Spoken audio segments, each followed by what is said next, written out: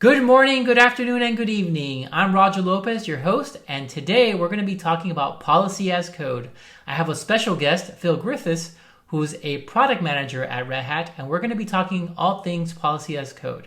What it is, why it's important, and how Ansible Automation Platform is the perfect platform to automate your policy as code. So with that, Phil, tell us, what is policy as code? Thanks, Roger. So automated policy as code is quite simply the ability to apply policies, or in other words, rules, to your automation, either before and or during automation jobs.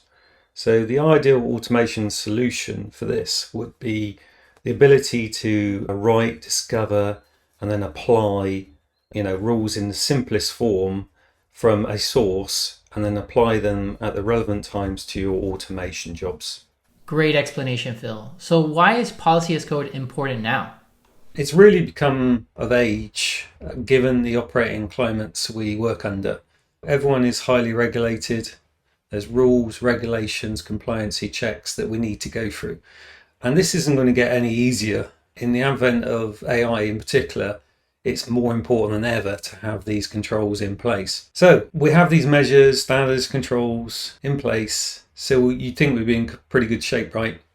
But how common is it still to hear about data breaches and outages, mass outages? These often aren't intentional, but they're accidental. So someone does something they shouldn't, or they're allowed to do something that they shouldn't. So despite our best efforts here, we're missing a bit of a trick. In my opinion, one reason no one has yet cracked policy as code is because we haven't been able to operationalize it in a simple and effective way. Now with AI, it's even more important that you've got mission critical, rock solid automation alongside and behind it. So it's imperative that we still enforce standards, and we can only do the sensible and right things. The policy as code in this example is the safety guardrails, allowing us to operate within safe bounds. I love your point about guardrails and allowing you to operate safely within bounds. How do operators deal with these challenges today? Without a true policy as code implementation, what happens is automators will try to write the rules into the automation. This isn't necessarily a bad thing, it's just not optimal and certainly isn't scalable or extend particularly well. What we should have is a source of truth for the rules and be able to discover and apply them as and when required. To be successful though, you still need an easy way to implement this from a centralized platform perspective. And this is what we're aiming to do with AAP. So that's going to lead me up to this next question, Phil. So why is Ansible Automation Platform the platform to use when automating policy as code? I want to extend AAP to be able to do automated policies code in a simple Ansible fashion. It will allow you to apply rules when you want to what you want to, as you need to. So applying them needs to be both relevant and contextual to the automation at hand. And we'll introduce that ability to be able to do policy enforcement at different levels, either like globally or as per automation run, or down to maybe the level of a task within automation. This is great, Phil. Can you give a little more detail around that and what you'll be able to do? Sure. There'll be times when you have to do certain things. For example, have I got an approved change request before I'm allowed to do anything?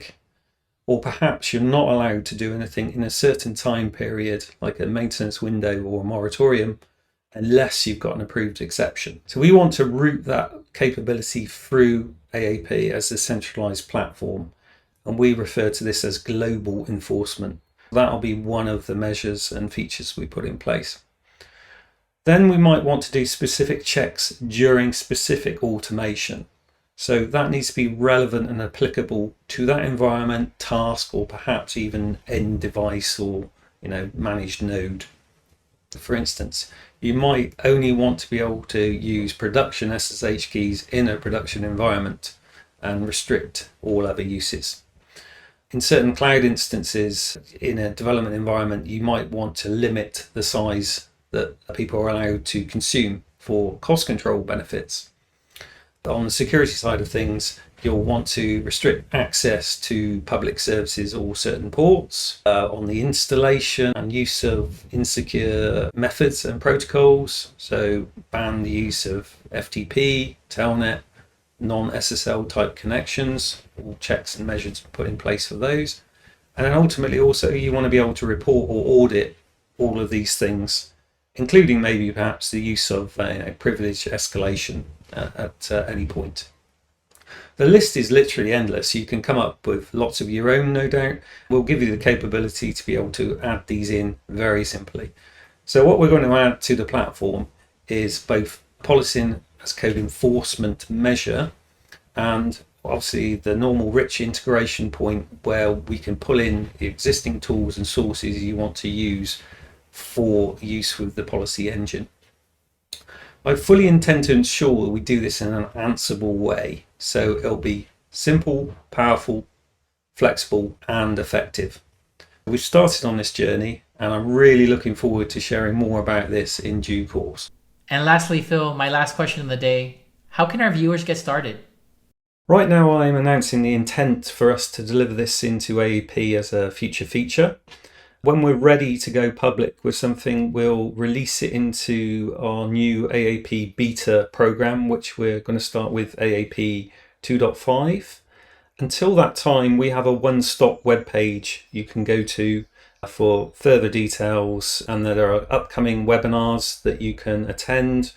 And there's also an advocacy group on the Ansible forum site, where you can, discuss things with us about all things policy as code, what we're going to be delivering and your questions and challenges. So I look forward to seeing them there. That was fantastic, Phil. Thank you so much for sharing your insights around policy as code. I can't wait to see the preview in AAP 2.5. And with that, thank you all for watching. Have a great rest of your day.